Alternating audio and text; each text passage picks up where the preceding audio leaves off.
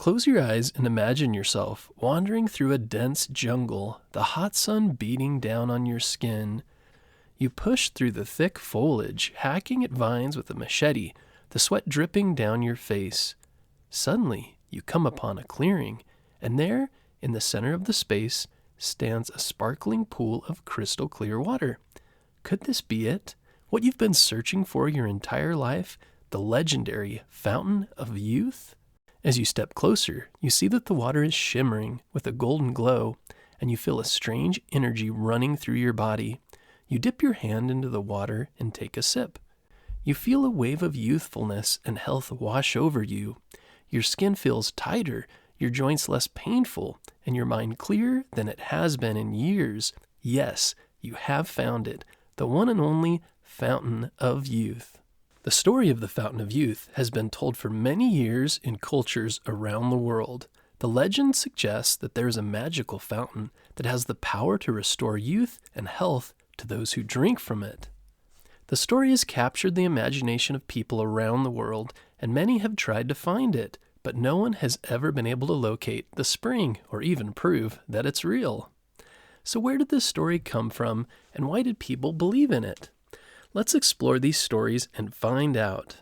The story of the Fountain of Youth can be traced back to ancient times. The Greeks believed in a mythical spring, which was said to be located at the end of the world, when it was believed the world was flat. The Greek god of the sun, Helios, had a son named Phaethon, who once drove his father's chariot too close to the sun and set it on fire. As punishment, Phaethon fell into a river, where he was transformed into a swan. The river became known as the River of Forgetfulness. It was believed that if you drank from the river, you would forget all your troubles and also become young again. The Greek historian Herodotus, in the 5th century BC, was the first to write about the legendary Fountain of Youth. In his writings, he mentioned the Microbians, a people who were known for their long lives. Some were even rumored to have lived for more than 120 years, which was quite unusual for that time. Herodotus thought that the Microbians' long lives were due to their diet, which was mostly made up of boiled meat and milk. When explorers asked how they lived to be 120 years old, they told an incredible story about a magical fountain. They said that this fountain had special water that made their skin shiny and smooth like oil, and it smelled just like a beautiful violet flower. The water was so special that nothing could float in it, not even a feather or a leaf.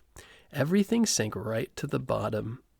They believed that it was the special properties of the water from this fountain that made them live for so long.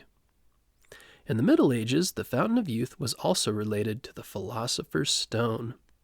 The Philosopher's Stone was a mythical rock that was also said to be able to make older people young, live forever, and even turn metal into gold. For a long time, people thought that the Philosopher's Stone was real. Later it was used in other stories, such as the first Harry Potter book, The Philosopher's Stone, and the anime Full Metal Alchemist. It wasn't until much later that the Greek story of the Fountain of Youth became very popular. This was the time of the great age of exploration and discovery, when European explorers were sailing around the world in search of new lands and treasures. Many of these explorers believed in the legend of the Fountain of Youth and hoped to find it on their voyages. One of the most famous accounts of the Fountain of Youth comes from a tale of Alexander the Great. In this story, Alexander and his army are traveling through a hot and dry land when they come across a land full of beautiful flowers and green meadows. There they find the mythical Fountain of Youth, which was said to heal anyone who is bathed in its waters 4 times a day. Alexander and his men met some old warriors who had bathed in the fountain and came out looking much younger. The warriors explained to Alexander that they had lived for more than 100 years and were now completely young and healthy. Alexander then decides to try the fountain for himself and was amazed at the results. When he returned to his men, he could hardly recognize the old warriors because they looked so young and strong. The story of Alexander and the Fountain of Youth spread throughout Europe and became popular during the Renaissance, which is a time when many people were fascinated by ancient myths and legends. Many explorers and adventurers, including the famous Spanish explorer Juan Ponce de Leon, searched for the hidden Fountain of Youth. These explorers hoped to find a way to make their own lives longer and stay young forever. Juan Ponce de Leon was a Spanish conquistador who was said to have accompanied Christopher Columbus on his second voyage to the New World. He was born in Spain in 1474. He was appointed the first governor of Puerto Rico in 1509 by the Spanish crown, and it was during this time as governor that he became interested in finding the Fountain of Youth. Legend had it that when Ponce de Leon arrived in Florida, he met some Timucua Native Americans who told him about a spring that was located in a mythical land called Bimini. The legend was said that the water from the spring had the power to restore youth and cure sickness when swallowed or bathed in it. Ponce de Leon and his men searched for the spring but were never able to find it. He made many more travels to the area around Florida in search of the fountain, but his search was unsuccessful. Because of Ponce de Leon's travels, there's a park in Florida where you can learn more about the history of the fountain. It's called the Fountain of Youth Archaeological Park, and it's in the city of St. Augustine, Florida. The story behind the park is pretty fascinating. In 1904, a woman named Luella de McConnell bought a piece of land in St. Augustine that she believed was the site of Ponce de Leon's mysterious Fountain of Youth. She believed he had actually found it. She began to create a park there, adding attractions such as a Spanish watchtower, a Timucua village, and an actual spring that she said was the Fountain of Youth. Luella also dug a well on the property. A well is a hole that is dug so deep that it reaches far below the ground. She dug this deep hole and began selling the water from it, saying that it had the power to heal and was the same water that Ponce de Leon had used when he was looking for the Fountain of Youth. She also said that she discovered a large cross on the property that had been put there by Ponce de Leon himself. People began to pay to come see all the amazing things that Luella had at her park, and to learn more about the mythological Fountain of Youth. After Luella passed away, a man named Walter Frazier took over the park and made it even more popular. In 1934, archaeologists dug in the park and found something amazing, a religious Native American burial site, the Timucuan village of Saloy.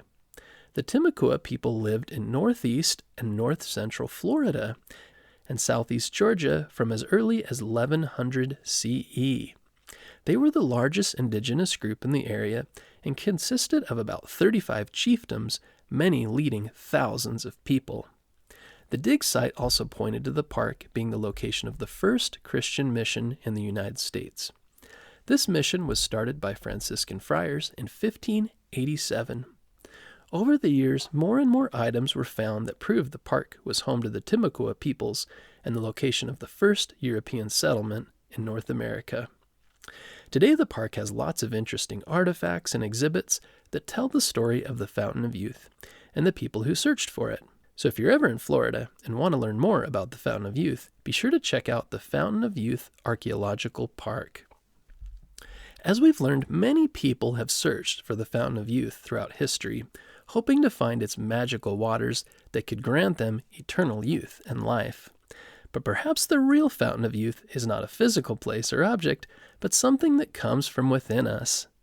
Maybe the key to staying young at heart is to embrace our sense of wonder, keep learning, and never stop exploring the world around us. So let's remember to stay curious, stay adventurous, and always keep searching for your own inner Fountain of Youth. We hope you enjoyed this episode about the Fountain of Youth.